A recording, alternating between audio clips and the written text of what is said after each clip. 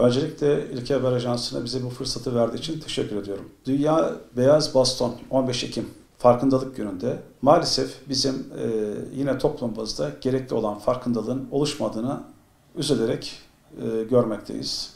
Çünkü halen de çevresel faktörlerimiz, yerel yönetimlerimiz tarafından gerekli şekilde dizayn edilmemekte. Bundan dolayı görme engellerimizin bir görme engelli olması yanı sıra diğer bir engel, işte ortopedik engel veyahut da başka travmatik sonuçlarla karşı karşıya kaldıklarına şahit olmaktayız. Bu konuda defaatle yerel yöneticilerimize bu durumu bildirmemize karşın bizler için çok fazla bir şey yapılmadığına şahit oluyoruz. İnşallah bunun farkına varırlar. Bizim hayatımızı daha da çok kolaylaştırmak için ne gerekiyorsa onu yaparlarsa biz bu konuda çok memnun olacağız. Bizim ilk önce yerel olarak, bireysel olarak çevreye çıktığımızda çevre faktörleri bizim önümüzde çok büyük engel oluyor. Bugün yine buraya derneğimize gelirken maalesef görüyoruz ki kaldırımın birine vatandaş satacak olduğu malzemeleri koymuş, bir diğerine araç park edilmiş, bir diğerinde de görme engellinin gidecek olduğu yolda çalışma yapılıyor. Herhangi bir uyarı yok. Tek başına ondan sonra diyorsunuz ki görme engelli dolaşabilir. Gel de dolaşabilirsen. Çünkü gören insan tek başına dolaşamıyor yeri geldiğinde. Biz burada nasıl dolaşabilelim? Özellikle de belediyelerimizin bu çevre düzenlemesini yaptıkları takdirde biz kendi başımıza çok daha rahat hareket etme kabiliyetini kazanabiliriz. Tabii ki geçmiş yıllara göre vatandaşlarımızda belli bir farkındalık var. Bu İstanbul geneli olarak söylüyorum. Ama bu yeterli mi? Maalesef.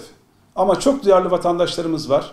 Anında bir tehlikeyle karşı karşıya kaldığımızda bizden önce bize müdahale edip yardımcı olmaya çalışan güzel insanlarımız var. Onun yanı sıra da tam tersine bizi tehlikeye sokacak hareketlerde bulunan bilinçli veyahut da bilinçsiz vatandaşlarımız. Yani bilerek veyahut da bilmeyerek handikaplara bizi sokuyorlar. Özellikle burada ne vardır bizim için? Engellinin dilinden anlayabilmek. Bunun altını çiziyorum. Bizim dilimizden vatandaşın anlayabilmesi. Bunun da sadece yerelle değil, kamu spotlarıyla, basınla, özellikle mesela siz her özel günlerde ve aralarda da bize fırsat tanıyorsunuz. Bunun ulusal basında daha çok yer alarak bir farkındalık oluşturmamız gerekiyor. Çünkü vatandaşa bir yer sorduğumda sağdan git diyor. Ama onun sağı benim solum oluyor. Ben onun dediğini yapacak olursam bu sefer ne oluyor? Ben ana caddenin ortasına çıkmış oluyorum. Yani aracın önüne atılmış oluyorum. Veyahut da bana yardım etmek istiyor vatandaş. Ben size yardımcı olayım, karşıdan karşıya geçireyim diyor. Geliyor koluma, karga tulumba girmeye kalkıyor. Sen bir görme engellinin koluna girdiğinde o görme engelli yürüyemez ki. Ama siz ona dirseğinizi verseniz veyahut da kolunuzu verseniz o kolunuzdan tutar, sizin yarım adım gerinizden sizi takip eder. Güvenli bir şekilde karşıdan karşıya geçebilir veyahut da gittiği yolda sizinle birlikte güvenli bir şekilde yoluna devam etmiş olur. Size de zorluk yaşatmaz, kendi de zorluk yaşamaz. Ama biz bu kadar basit şeyleri dahi halen daha toplumumuza anlatamadık. Burada da bize en fazla yardımcı olması gereken kurum ve kuruluşlar basın yayın kurum ve kuruluşlarıdır. Bu konuda ulusal basından destek bekliyoruz. Dernek olarak Eğitim Kültür Derneği, Sosyal Yardım Derneği hiçbir zaman için olmadık, olmayı da düşünmüyoruz. Ve aynı zamanda da kamuoyu oluşturmaya çalışıyoruz.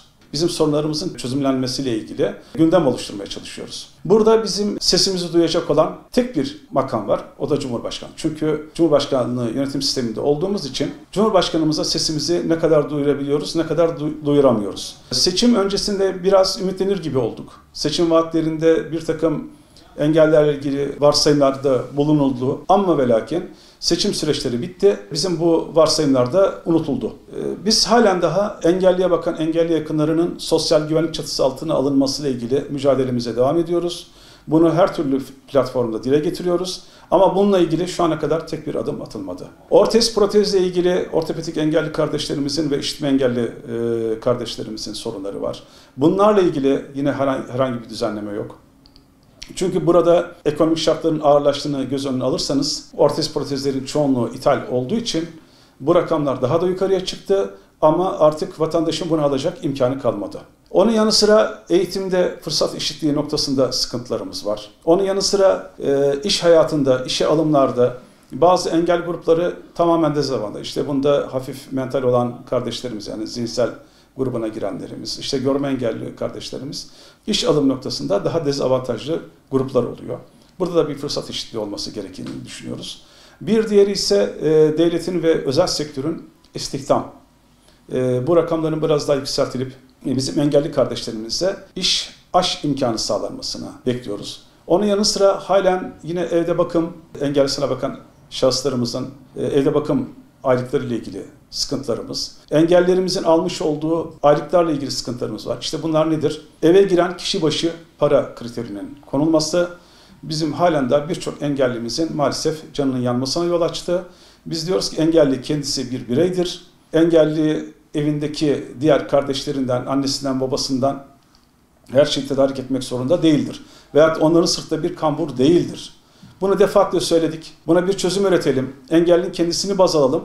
Ama halen daha bu konuda da bir ilerleme kaydedemedik. Eve giren kişi başı para olayından dolayı maalesef birçok engelli ve engelliye bakan engelli yakınları mağdur olmuş durumdadır. Bu konuyla ilgili siyasi yöneticilerimizden anlayış bekliyoruz. Tek kelimeyle anlayış bekliyoruz. Başka bir beklentimiz yok.